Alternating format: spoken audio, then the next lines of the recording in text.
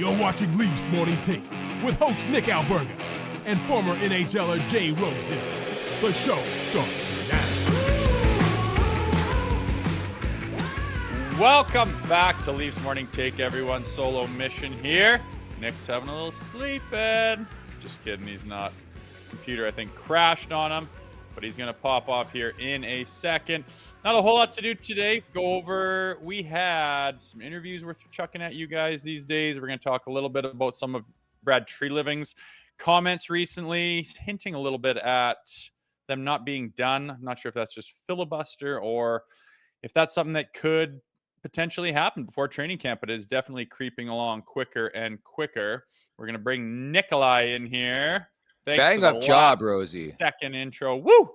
Sitting on the hot seat, baby. Yeah, we got to figure out this this technology because it's bizarre. I see your face, you don't see my face. Producer Vic doesn't hear me, you hear me. It's a clusterfuck, but thankfully it is August 20th. So welcome back to Leafs Morning Take. Great job with the intro there, Rosie. Lots to cover. 50 days away from the season opener in Montreal, and now some added spice. Patrik Laine is back in the mix, I guess, with Auston Matthews here.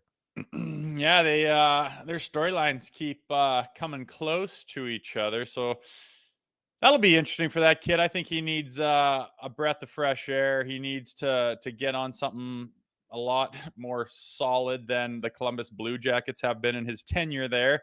Get healthy and get underneath Marty St. Louis, man. I mean, I think that you look at the coaching history that he's had, not so much in Winnipeg, but in Columbus, it's been a bit of a shit show mixed in with a bunch of injuries. I think he has completely lost his confidence at some point in time and, was even, entered the assistance program to get some help with his mental health, which hats off to him because no one has a problem if some guy goes down and gets extra training with so-and-so down in, guys go down to Minnesota. I think he gets some skating training. Guys go out and do Gary Roberts and do some strength training and everyone just, oh yeah, what a professional. But if a guy goes and looks at his head, which is arguably as important as your body, everyone's like, ooh, ooh, ah, and there's still that stigma, but luckily it's not as bad as it used to be. And a guy like him can go get his head right because he's talented. And I think that he could pop off in Montreal under Marty St. Louis. Very talented, still just 26. But again, people are trying to draw the parallels and bring back the old rivalry. Matthews against Laine, of course, 1-2 overall in the 2016 NHL draft 8 years ago. I'm here to tell everybody it's not a conversation. In fact, it's pissed me off.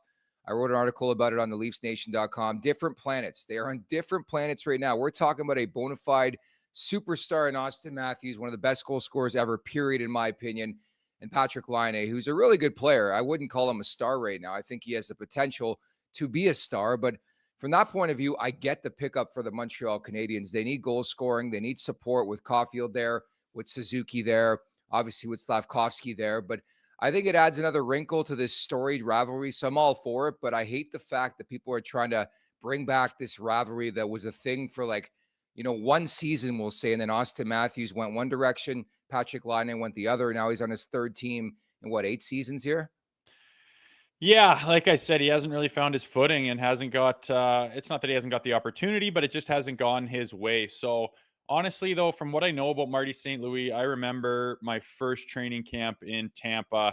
I had left college early. I was 20 years old. I had no business being in the room with those guys. And I remember seeing, Vinny Lecavalier and Brad Richards and Dave Anderchuk was in there. And I was standing there waiting for some fitness testing, and Marty St. Louis in front of me. And I remember just looking at his calves. He was just a ball of muscle. And he turned around. He's like, oh, hey, Jay, welcome to camp, man. Hey, my Vermont Catamounts really took it to you last year and blah, blah. And I'm like, what? Like, you have no reason to know who I am. You have no reason to know where I come from. You have no reason to really even say hi to me.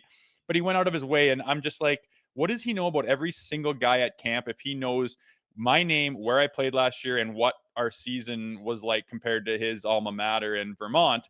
Was just shocking to me. And I think that speaks to his character and, a guy with the experience of him, hockey IQ, and then just what a good, genuine, honest, caring guy he is. I think that could be the spot for Patrik Laine to have a season and to reinvigorate his career and to maybe start trying to get in the conversation of his, rival Auston Matthews. Honestly, everything I've heard about Martin St. Louis has been good things. If you recall, when he was anointed the head coach of the Montreal Canadiens, people were ripping on him a bit because he was coaching like his kids. He really didn't have prior experience coaching at that level. Comes into the league and surprise, surprise, he's a natural, right? And it speaks for itself. You look at the story of the player. He's an absolute freak in the gym, like everything you just mentioned about him being a class act. And it seems to have rubbed off on a lot of players, namely Cole Caulfield. So, looking forward to this rivalry. Obviously, we don't have to wait long. It's going to be the season opener in Montreal, but I just wanted to mention, I just didn't like the fact that people are trying to compare the two players right now because I don't think they're comparable. Having said that, I do think it was a stealth pickup by the Montreal Canadiens. They had cap space. They need goal scoring. The player wanted out of Columbus. So we'll see if it works for Patrik Laine in the Bell Province. I love Doug Armstrong. I'll bring that up as well. I think NHL GMs in general, I would love them to be a bit more creative. He actually was successful, not one, but two offer sheets in the same time span, which is a rarity. If you go back to the history of offer sheets in this league and in the cap era, teams usually match. The Oilers elected earlier today not to match on Broberg and obviously Dylan Holloway either. And a stealth piece of business, I thought, by both sides, but specifically the St. Louis Blues and getting two young players here. Yeah, there's usually bad blood when offer sheets go out. You're trying to poach another team's player and put them in a tough position. I mean, you could go back to, Brian Burke battling with Kevin Lowe, and they had like a media FU The barn match. fight. Talking about counting rings and meeting out back, and oh my goodness, wild stuff. But this was a little bit more chilled out than that. But you can see the Edmonton Oilers just don't have the space for it, right? They're up against the cap. You got major superstars in Draisaitl and McDavid that are coming up, and I just don't think you can put yourself in a position where you're screwed. And you get some draft picks back and open up some space, which they desperately needed. But now it's kind of like, fill those spots. So you'll see how it shakes out. But like you said, probably a pretty good move by St. Louis to get some guys that they needed and do it in kind of a unique way. Yeah, the Broberg contract's a bit scary, although it's a 2-year deal, but like he's nowhere being close to a guy who should be getting $4.6 million per season. Having said that, Torrey Krug is on LTIR. They need somebody to run the power play if it's not Scott Perunovich in St. Louis. And maybe Broberg, gets that opportunity with the St. Louis Blues, but there's an element of risk. And you mentioned it, not one, not two, but three colossal extensions to navigate through over the next year. Don't forget Evan Bouchard of Oakville, Ontario, as well is going to command $9.5 million per season. So I think in that perspective, if you're Stan Bowman, the new GM, you don't want to make a mistake. And by that, I mean giving money away. And that was the potential there, especially with Broberg, especially there with Holloway, because you pay them now, the next contract, they're not going to want less. They're going to want more. And at the end of the day, Rosie, how many times we talked about that in Toronto? Every penny, I should say, is vital. I don't care if the salary cap's going up $5 million. You need every penny to make sure you can fit everybody under the cap here.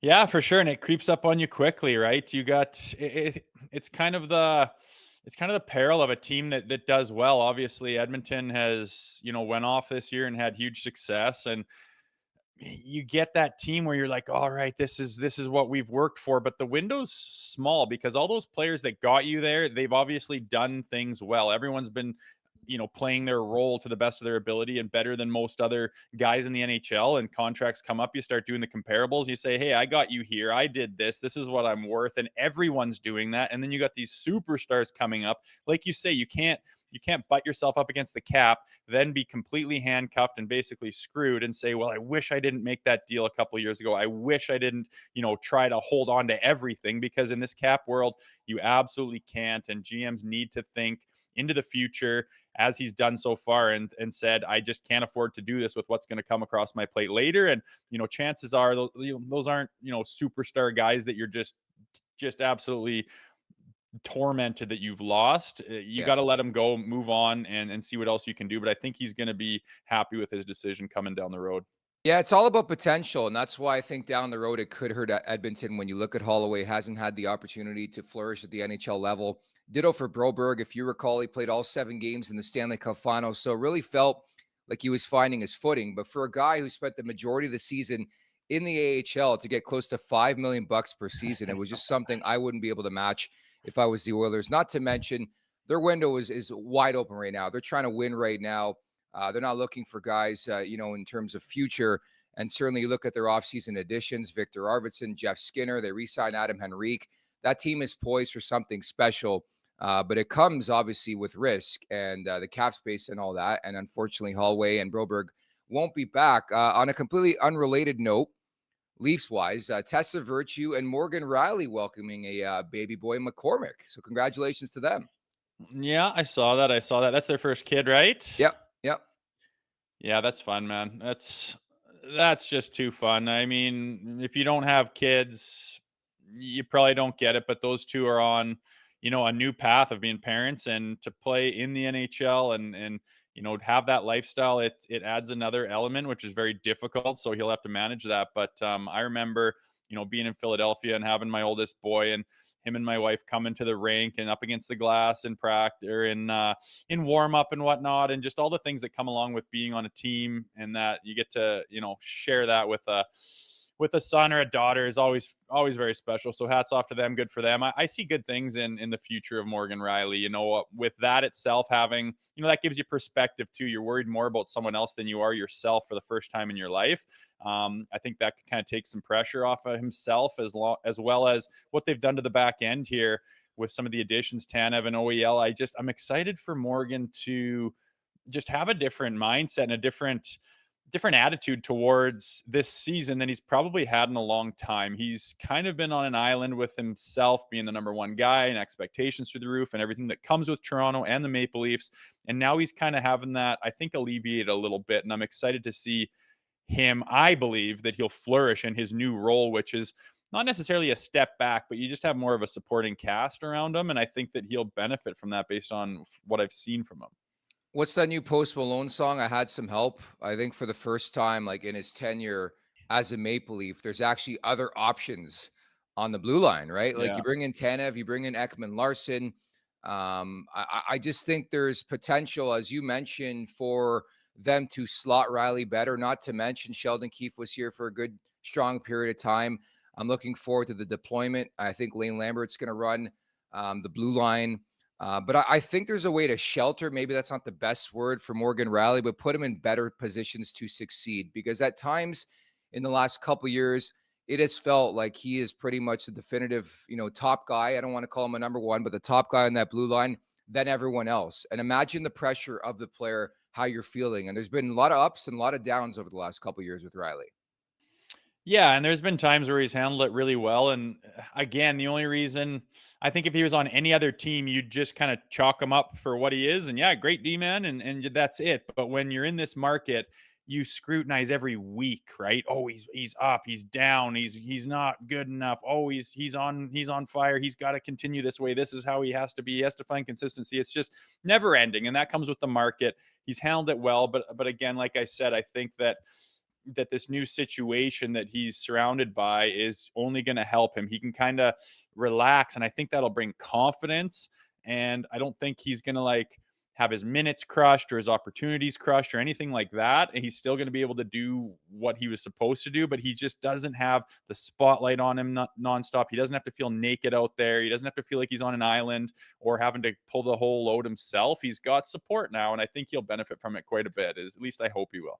I agree. Rosie, I love drama. I just want to see who's wearing the A on the jersey, right? So Matthews gets the captaincy. If you recall the last couple of years, I think they've been going back and forth with road and home games when it comes to Matthews and Marner.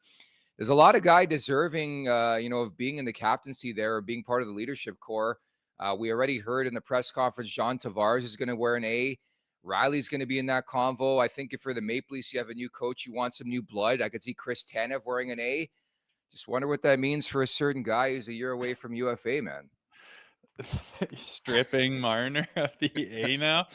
No, how many can you have? Is there a limit? I don't even know.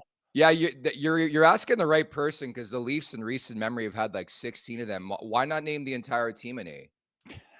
We are all leaders today. 2024. I think they just chuck it on. I think they just keep it with Marner and give it to Johnny and just kind of spread out that way. I don't think you need to give it to really the new guys unless you don't know what you're gonna get. I don't know. We'll see. Aren't you passing the torch?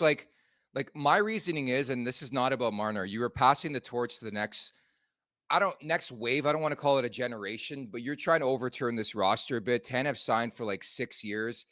I think you would be doing the same thing again if you brought the same leadership core back. So are you serious about stripping Marner of the A? Like he just Well, doesn't I don't have want to one? call it stripping. I mean, sorry, it's musical chairs and you're the odd man out.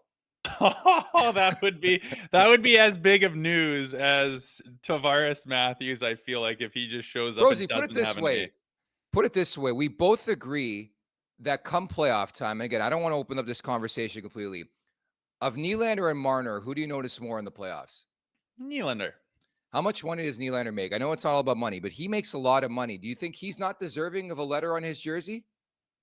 Sure, but I'm fine with it. And if there's no cap on how many you can have, they'll just give it to everyone. But I promise you, just for the drama and media alone, they're not taking it away from Mitch. It would cause, and I know I said that about Tavares losing his C. I said, no way, too much drama. He's only got 1 year left, but they were desperate enough to make change. They pulled the trigger, spun it very positively. I was impressed with how they spun that. It was convincing.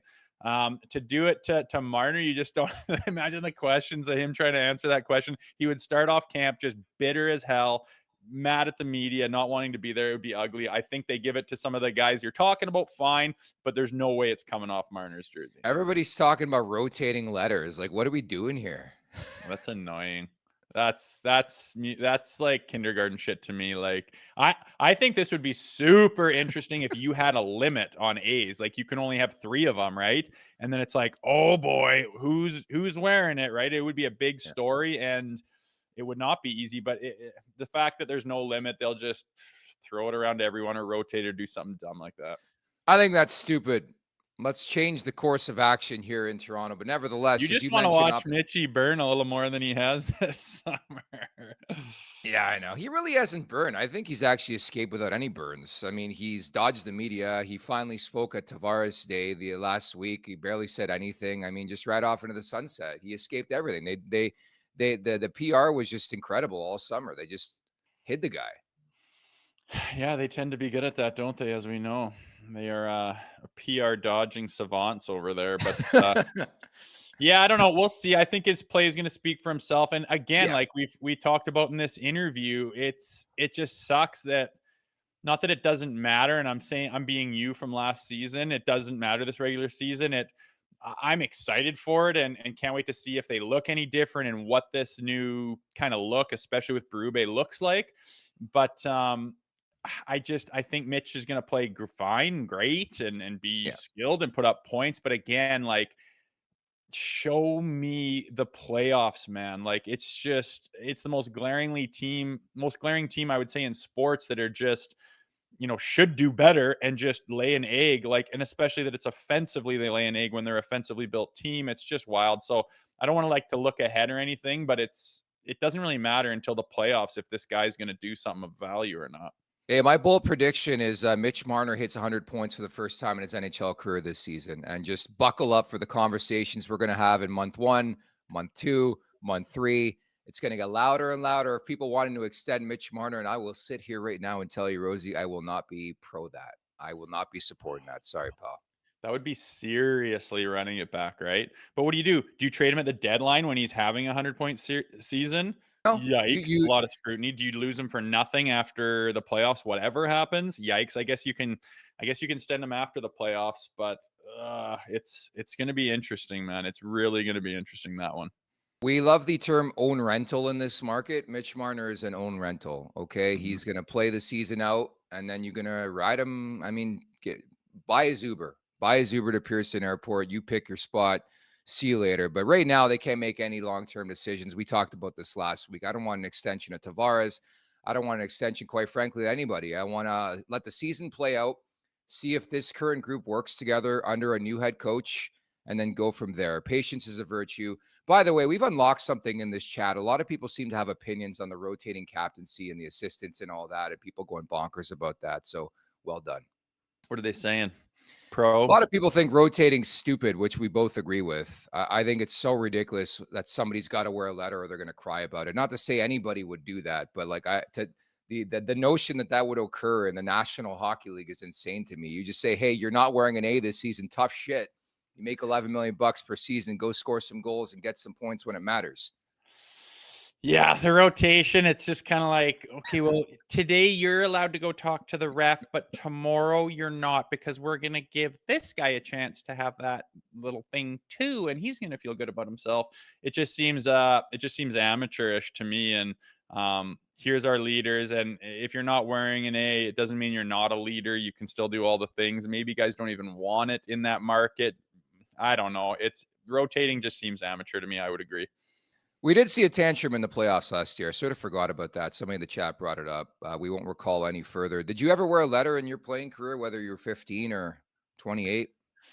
Yeah, I wore an A on the Marlies when I Nice. played with them, and I was the captain of my team in Manchester. I think I wore an A in Glasgow. I think I wore an A in the minors and stuff, but certainly not in the NHL. They don't give those to fourth line grindies.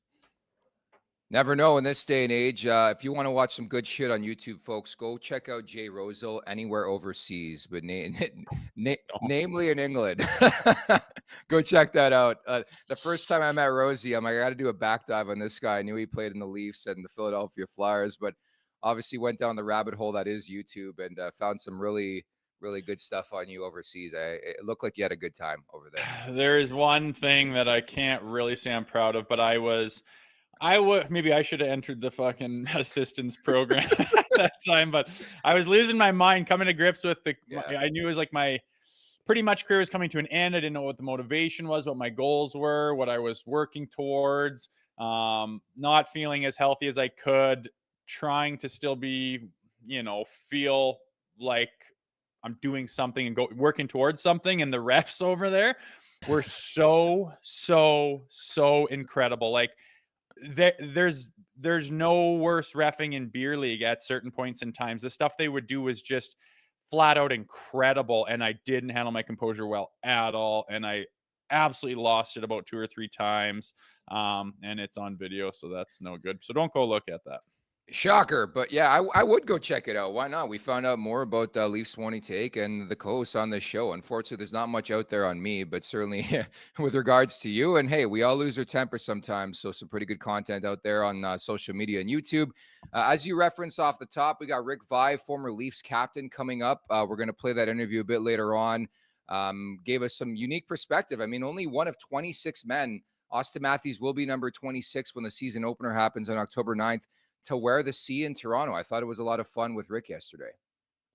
Yeah, it's cool when you break down numbers and how many people have done this and that and what's rare and what's not and what's special. And the Leafs have been around for, over 100 years, and there's only been 26 captains. So to talk to one of them when you're talking about big news like Auston Matthews getting the captaincy, it's pretty cool. And it's rare company when you get a guy who's been in that position, and it's cool. He was talking about having Boreas Salming in the room to really help him out, which I thought was very cool. Obviously, absolute legend who has been in our hearts in the past couple of years, no question. And then you look at Auston Matthews, the new generation, having, John Tavares in his corner to maybe lean on a little bit in that with that role in that situation, which I really think is unique.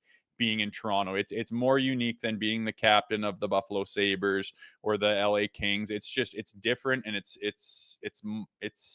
special. So it's cool to talk to him, pick his brain a little bit about the situation at hand.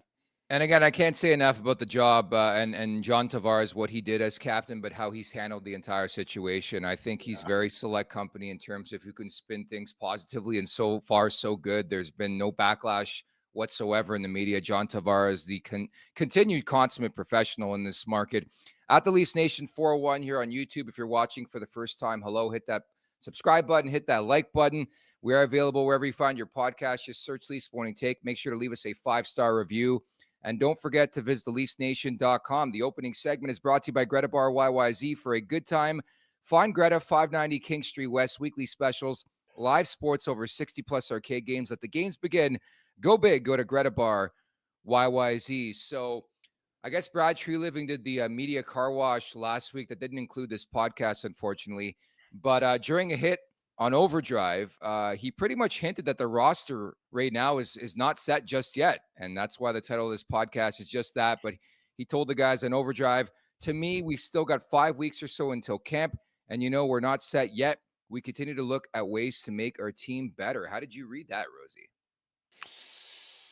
I kind of read it as something that'll get overblown, or people will think that means something secret. But I honestly just think he doesn't have a lot to say. So he says that, which is not false at all. I think everyone's keeping their eyes open. Who's left? Who could come on the radar, and who could we use? And if it's a last minute addition that makes sense, team personnel wise and money cap wise, then they would make an addition. I don't think that's any groundbreaking news. I think that should be assumed, considering he's the general manager of the team.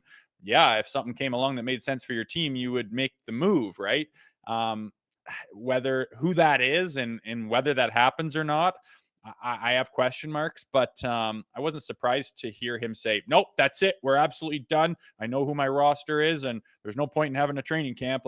He's not going to say that. So it's not ground shaking news, but anytime the GM does speak in this market where you haven't heard from him in a little while, he's going to, make some noise. But to me, I don't see that being any specific thing that's going to necessarily happen. Do you see anything out there that could actually come to fruition? For me, I thought of Nick Robertson just because he needs waivers now. And ultimately, we saw Vasily Podkolzin get traded the other day from the Vancouver Canucks to the Oilers. And people wonder, currency-wise, like what a Robertson would fetch on the trade market. I think Podkolzin's a perfect example. He went for a 4th-round pick. I think if people are expecting something crazy for Nick Robertson, it's not going to happen. But from that perspective, I think Robertson's a guy who from now until the start of the season could be on the move. I mean, there's a lot of moving parts, but it's all about the fringe guys. I think the Leafs have acknowledged indirectly that they lack a bit of depth in the bottom 6, but a lot of this will be contingent on what Cowan and Minton specifically do in training camp. But I read that to think that maybe a guy like Nick Robertson, who requested a trade, don't forget that, could still be on the move over the next couple months. Yeah, potentially. For what? Again, like people still see him as this high-end prospect and Jason's brother, and what can we get for him? And you got to realize that if you're unloading him because he doesn't fit on your roster and he hasn't come to fruition and he hasn't made enough noise or waves at the NHL level, he's probably not worth a ton right now. And as you mentioned, the return could be not so much. But if you don't want him on your roster, don't see him being on that, and to lose him for nothing on waivers, which is fairly likely for a guy like him, someone just grab him, maybe get something in return beforehand. But I am interested also in those young guys, in Cowan and Minton coming into camp. Do you see any scenario where they both make the team? Probably not. It's tough. I have my eyes on Cowan. I know he's a little younger than Minton too, right? Which is that honestly, everything about the guy, when I hear him talk, when I see his highlights, when I just try to get an understanding of where he's at, tells me that he's gonna be, should be, could be, would be on this roster. And then the only thing that makes me go, but maybe not, is his age. He's just so young. But I mean, you got to remember that these kids nowadays, this isn't the 90s. Like, these kids have had super professional lives for many, many years. And a 20-year-old with his talent level could be wise above his years. And they often are sometimes. When I'm talking about having personal trainers at 12 and seeing psychologists at 15 and sports psychologists and this and that and specialized training and hyper focused on one sport for a long time. These kids are ready to rock at 20 sometimes. And it's not like back in the day where that just doesn't ever happen because you need the time to mature. He might be ready, man, and they might agree with that. And I think that what he did this past year, he's beyond the OHL, and he's ready for another stepping stone. I couldn't agree more. Young man's game. I'm all for the ideology. Hey, try to make the team. If you can prove that you belong, then you're going to be on this team. And to their credit, regardless of who's been in charge the last couple of years, the Leafs have done that. And I think a lot of teams around this league have done that. So if Minton and Cowan come into camp, like Minton's a perfect example, last fall, where he pretty much barged his way onto the team. Granted, it was a small sample size, but he sort of came out of nowhere, made that team. They gave him a roster spot, and then they reassessed. I will add too, I know Lowell33 writes in thoughts on the Clutterbuck rumor. He would be an amazing ad. I have seen those rumors. I have heard whispers about two veterans, former New York Islanders, one specifically who was a Maple Leaf, and Matt Martin, linked to the Maple Leafs. I have tried my best to get confirmation specifically on Martin. I don't know. I don't want to say where there's smoke, there's fire, but I haven't heard a definitive no. But there has been some rumors out there that Clutterbuck and Matt Martin could be potential PTO options for the Maple Leafs. Again, keep it locked on social media. I'll try my best over the next couple days, couple weeks to confirm that. I think closer to training camp, we'll find out more. But I would not be shocked knowing everybody involved. There's a couple PTOs handed out to some vets to maybe push the youngsters along. It makes a lot of sense. Potentially, that's kicking it old school with those two. Hey, like, yeah. And I mean, the fact that Martin's already been here, I know the market doesn't like that. Like, back to this guy, didn't we already try? What do you think he's gonna be better now that he's older? And people don't understand money and role can change drastically. But I don't mind the idea. PTO costs you nothing, and you can get some guys in there to kind of push. And the thing about the PTOs is, remember camp last year where I'm telling you, when you're a $10 million 10-year vet, training camp to you is kind of, get things going again. You're not going 110 like you were when you're trying to make the team. That's why, in my opinion, Cowan and Minton, they came in just guns blazing, chomping at the bit, new blood, and they stood out like sore thumbs amongst everybody else on that roster as, holy, did you see those guys in exhibition? And they were rewarded for it. You get some vets like those two guys to come in on a PTO. Like, I don't know if I'm ever going to be in the NHL again. I don't know if I'm going to play hockey this year.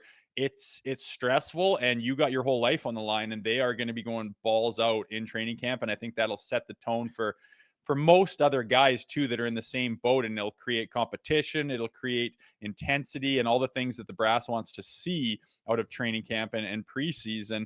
So it's not a bad idea at all. Like I said, it costs you nothing. You're not committed to these guys on a PTO whatsoever. Yeah, and I was just gonna add, like, don't forget last year we had Noah Gregor on after he signed the PTO, and then he made the Maple Leafs, right? So there's always that potential, and I have no problem with bringing in a vet. I know Gregor's mid-20s, but bringing in a vet to push some of the youngsters. We just talked about Cowan. We talked about Minton. I have no problem. And again, it's just a rumor. I haven't been able to confirm it specifically on Martin. I know people are a bit closer to Martin than Clutterbuck, but I think it would be really, really fascinating if that turned into a real thing, and the Leafs go to training camp and have a couple of veterans, specifically Martin. He's really good friends with Rosie. Who, Shenner? Mitch Marner. Oh, is he? They're tight from their days together with the Leafs, man. They're boys, eh? Ah, cool. Well, I mean, all signs point to Mitch being a really good teammate and a really good guy. Yep. Cannot, fault him for that whatsoever. Everyone I've ever talked to said he's a good guy, and that's guys off the team, like all-star game type stuff, and guys that he runs into. Nothing but positive things about him as a teammate and a person. So it's not surprising to me that he's got buddies that think he's a great guy and everything else. It's the only ripping we've ever done of him is his attitude on the ice and the way he plays, especially in the playoffs. That's the only thing. Other than that, by all accounts, he's a good guy. I would love to know what kind of guy Jani Hakanpaa is, but right now he's a ghost. I mean, we're still looking for clarity, and I understand it wasn't the right place last week, but the media tried their best to get some answers from Brad Treliving after the captaincy press conference, but very mum pretty much said we're working through this. Chris Johnston of the Steve Dangle Podcast Network and TSN elaborated a bit on the podcast, saying he believes he can play on his knee. That's regarding Hakanpaa, but I don't know that there's unanimity in that opinion from those that are looking at this medical file, and just concerns that essentially he's got bone to bone. It's not a situation that could be terribly comfortable. So we know there's an issue there. I just think it's so bizarre that we've gotten to a point. I mean, July 1st was almost 2 months ago, Rosie, and we still don't have clarity if this guy is going to be a Maple Leaf or not.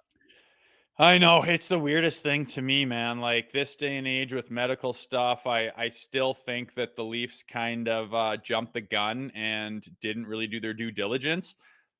you just have to have a report on a guy, especially like when he's injured. Like, what is the status of his injury? How serious is it? What's the timeline? Is there surgery involved? Is this career ending? Any of those things need to be like, that's the first question you ask before you even get the ball rolling. And I can't imagine they were hiding anything. I really just think it was a lack of due diligence by the Leafs. But now they're in this position, which I can't think of a comparable where a guy's they've announced he's signed, but I don't I think know. ink is on paper Yeah. because there's a hiccup and they're held up by him saying I'm ready to rock, which hats off to the guy, wants to play, wants to be there, obviously wants that contract, obviously wants to play hockey and be in the NHL. So that goes without saying, but it's the opposite of a guy, faking an injury and limping along. It's a guy saying, no, I'm fine. And now it's to the powers that be in the Maple Leafs to say, is he or not? Because of course he wants to, but they're talking about bone on bone, whatever that means, is the cartilage and the disc and the membrane and whatever the hell else can go wrong. Is it all gone? Is it shot? Like, it should be pretty obvious, to go to a world-class doctor, get the scan done, the CT, the check it all out and say, yeah, this thing's hoored or it's not. Like, I don't know. I don't know what the holdup is either. It seems very odd. It doesn't seem like it would take this long to get a couple different opinions from some big dog doctors. When you're at that level, you just walk in to see guys and it's a done deal. So I don't know what's holding it up. It seems odd to me. And I've kind of put it on the back burner mentally and almost like slotted him as not being on roster so Same. far. Yeah, I mean, there's a track record too. Obviously, when you look last year, John Klingberg played 16 games, and then he was exiled to Robida Island. He hasn't signed with a team. We try to get him on this podcast. I understand why he declined. But even with Hakanpaa, like, I wouldn't think it would be the worst idea to restructure that deal. Like, the rumor out there is that it was a 2-year contract, I believe, at $3 million. I'd go back to his camp and be like, hey, we understand there's something going on right here. If you want to do a 1-year deal at league minimum, we would feel more comfortable with that. I think, and again, we're assuming that nothing has been signed. There's nothing wrong, and you can speak to this being a former player, and obviously you wouldn't feel great about it, but the team doubled back and said, you know what, we'll give you this. We're changing our mind. If you don't want to sign it, go elsewhere. I mean, it's not like you're going to lose anything at this point. Yeah, but I mean, obviously they wanted the guy, and things, I don't know if they changed, but more information must have come to light. Maybe they have done that, and that's what's holding it up. Is he's saying, no, you guys said I'm worth this. I'm saying I'm healthy. Let's rock and roll. Like, there's no, you extended an offer and now you're rescinding it. Like, that's kind of bad form, right? So I think maybe that's what's holding it up. Is he's saying, too bad. Like, go talk to whoever you want. Send my scans wherever you want. Like, I'm ready to rock. I'm good. And maybe that's the holdup. And they're saying, well, we have our reservations, so we're not really ready to ink this thing, but do you want to restructure it and we can move forward? And his camp saying, no, that's bullshit. That could very well, I'm not saying that's what's happening. That would make sense to me on why they're just kind of at a stalemate here. And things are just standing still, which is frustrating for both parties and for people trying to cover the Maple Leafs, figuring out who's on the bloody roster. Yeah, the whole thing's just bizarre to me, and my stance probably won't change. If the guy is not healthy, you don't think he's healthy, there's no need to sign him. Just reallocate that money somewhere else. If not, just don't use it right now. This is a team that is in cap hell every year. Any penny you can save for a guy you're not sure is going to play for you, you just walk away. I know it's tough. I know you love the player. He shoots right. He's a big, heavy, steady defenseman. But again, the Dallas Stars have been one of the best scouting teams in the NHL in the last 15 years, 10 years. And if they're walking away from a guy, it should tell you something. If their doctors are saying something, it should tell you something. So just a really, really bizarre situation that I can't believe has dragged on this long. But Rosie, we have been long-winded on today's podcast. So we did tee up the fact that we spent some time on Monday with a former Maple Leafs captain, Rick Vaive. We're going to play that interview right now. Enjoy it. Thank you so much for doing this. Appreciate it. I hope you're having a fantastic summer. How are things going? Things are going great. Actually just got back last night from Cincinnati. My youngest son, Justin, got married. And it was a fantastic, fun wedding. I got to say, it was not just because it was my son, but we had a blast. Well, congratulations. A lot's happening in Leafs Nation, as you know. First and foremost, were you surprised by the news last week, the timing of the press conference? kind of yes and no. I mean, I think it was inevitable that it was going to happen at some point. I thought maybe they would have waited till the end of the season and Johnny's contract was up and see where things were at that point. But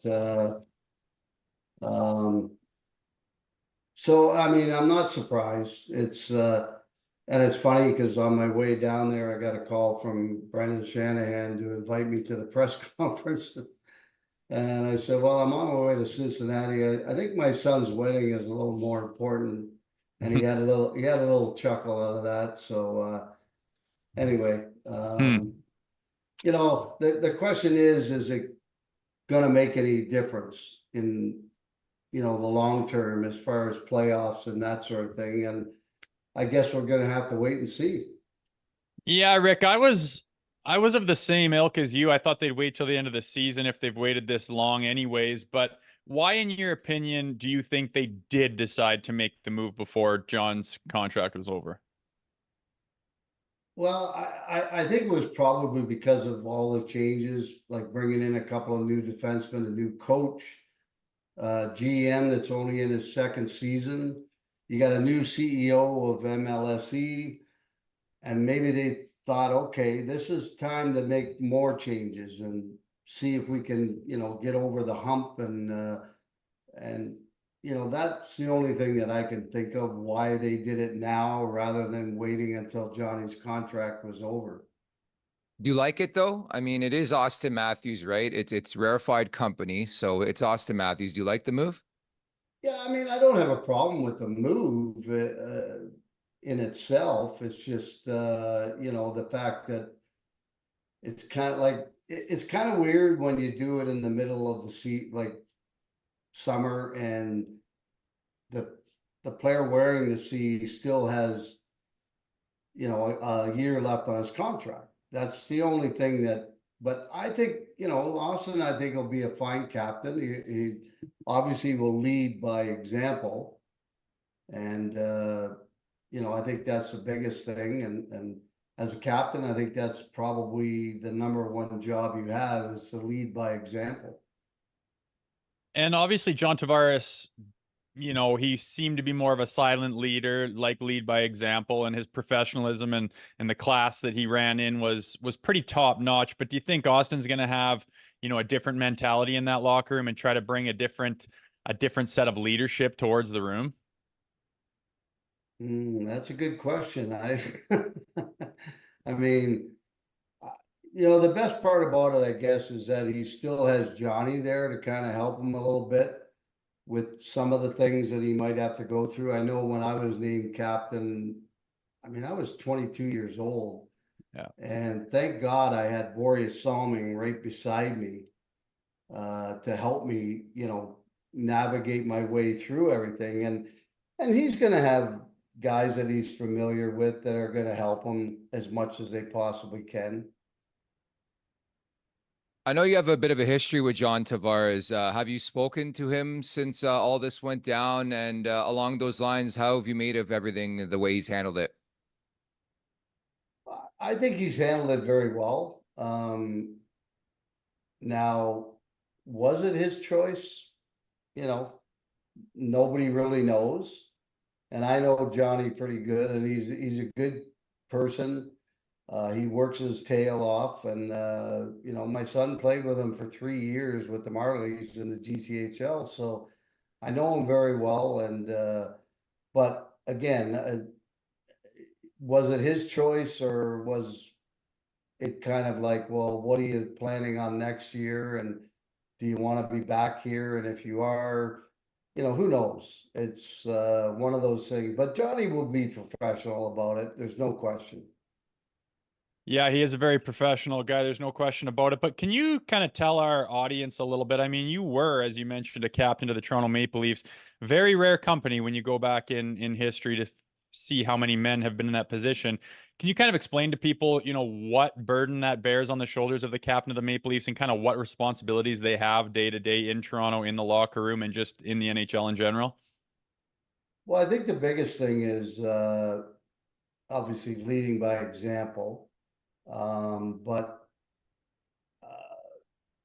the thing is especially when you're the captain, and I've said this many times, in a city like Toronto or Montreal or probably all the Canadian cities for that matter, I mean, if you can't because I mean, we all read the newspapers, things were said about different players and so on, and you have to have the ability to let that roll off your back and go out and do your job and not worry about it. And if he's able to do that, then I think everything will go down fine. But if you can't let things roll off your back, you can't perform in a place like Toronto and Montreal.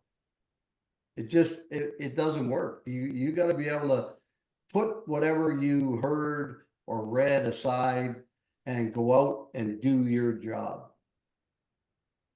Certainly a pressure cooker. I mean, it goes without saying. We've referenced it a couple of times here in the interview already. You spent, what, 4 seasons as a captain, one of only 26 men to do so. Aside from the fact that you were stripped, and hate to bring that up, but what was your experience like overall being the captain of the Toronto Maple Leafs? That's so cool. You know, it was incredible, really. It was, unfortunately, we had Harold Ballard. And so that wasn't great. But aside from that, we had good players, we had good people in the room, and at the end of the day, it was a great experience for me, and it kind of taught me a lot. And like I said, having Boris Salming beside me, we had an older team, so if I said anything, if anybody stood up and said anything, he would stand right up and say, "Hey, he is our captain, you listen to him." And so I had that benefit, which obviously was great. For sure. How about the Leafs in general? I know you're following them pretty closely. What's your overall thought on their offseason, and what's your take on what could happen this season? Are you optimistic? Well, yeah, I'm definitely optimistic. They've solidified their defense a little bit more. Still a question mark in goal, maybe with Wall, can he stay healthy? The guy they brought in from Florida obviously had good numbers. So, yeah, I'm optimistic, but again, you got to look at the last 20 years and the fact that this team has won one playoff round in what, 20 years now. Yeah. And, it's the old saying, definition of insanity is doing the same thing over and over, expecting different results. And it hasn't happened yet. So, but I am optimistic. I mean, I am every year. The regular season, I'm not worried about. This team will make the playoffs. They'll probably get 100 points or more. But it all comes down to playoffs. I mean, that's what everybody's looking at. So with that being said, obviously they make a big time coaching change. Sheldon Keefe now with New Jersey. They got Craig Berube in the mix. You mentioned it, one in recent memory back in 2019. Mm-hmm. Do you like the Berube hire? I mean, there seems to be a lot of optimism and positivity in this market as the season gets set to get underway with a new coaching staff in place. I like it. I've met Craig a couple of times. I played against him. I saw what he had to do in order to stay in the NHL. I think he's going to bring a little bit different vibe to this team, and I think they're going to be more of a, hard team to play against, play good defense. I'm pretty sure it's going to be a little bit different the way the Leafs play than the way they played before. It's not going to be run and gun. As soon as the D gets the puck, the forwards are blowing the zone. I think there's going to be a little bit more accountability in those areas with Berube. I think he's going to demand that. And I'm pretty sure that you're going to see a little bit different style of play from this team. What's your prediction just to wrap here in Auston Matthews? Obviously, pretty elite company with yourself in terms of 50 goal scorers with this organization, coming off a 69 goal campaign. now the captain of the Toronto Maple Leafs. You think more of the same with Auston Matthews? And when you watch him on a nightly basis, what goes through your mind, Rick? I don't see anything different happening this year, whether he's got the C or he doesn't have the C. He's an elite goal scorer, and he's going to be 50 plus. I don't think it really matters. He's one heck of a hockey player and a goal scorer, and he's going to put up numbers, no question. But it's all about the Stanley Cup playoffs, right? We'll see what this Leafs team can do come the springtime, right? Yeah, exactly. I think that's the biggest thing is, yeah, the regular season's fine, but what's going to happen in the playoffs? And I think that's what everybody is waiting for. Rick, thank you so much for your time today. It's great to catch up with you. We'll talk soon, okay? Absolutely. Thank you very much, guys.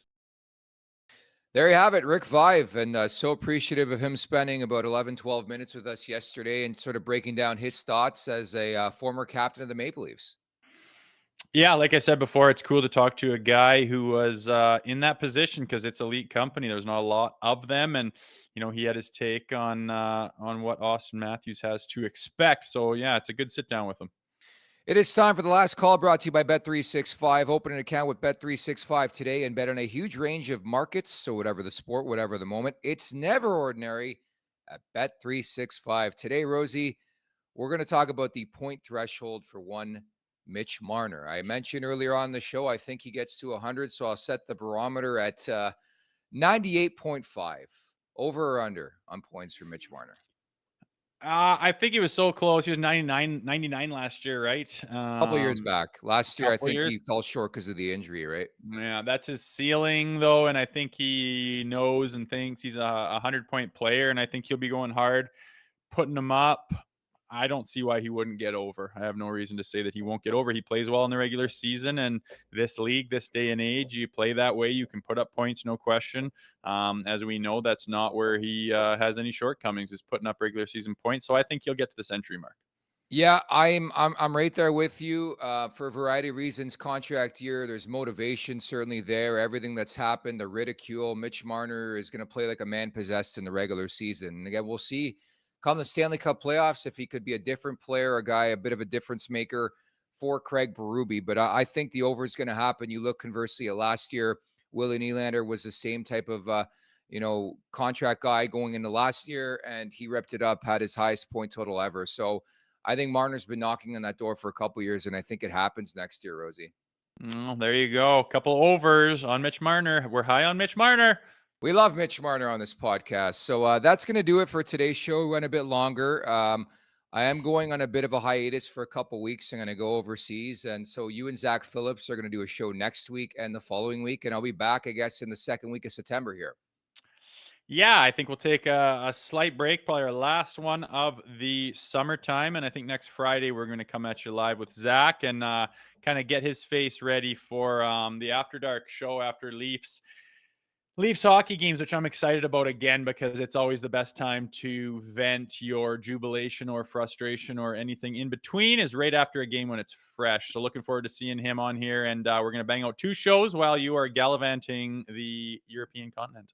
Exactly what's going to occur. But yeah, there's an infamous clip from Jay Rosehill on the Leafs Nation After Dark with Zach Phillips last springtime that went pretty viral, got over 100,000 clicks on YouTube. So make sure you go check that out. Thank you to everybody in the chat. You guys are phenomenal. We covered a lot of different points on today's show at the Leafs Nation 4-1. Hit that subscribe button, hit that like button, Leafs Morning Take wherever you find your podcast. Make sure to leave us a 5-star review. And don't forget to visit theleafsnation.com as well. Many thanks to Rick Vaive, former Maple Leafs captain, for dropping by the show. Also, a very special thanks to producer Vic for putting everything together for us. For Jay Rosehill, I'm Nick Alberga. We'll talk soon. Take care. Make sure to check out more of our content right here on the Leafs Nation YouTube page. We got long-form interviews. We got clips. We got epic rants by Jay Rosehill. We simply have it all. And don't forget, you can find out much more at theleafsnation.com. Thanks so much for watching.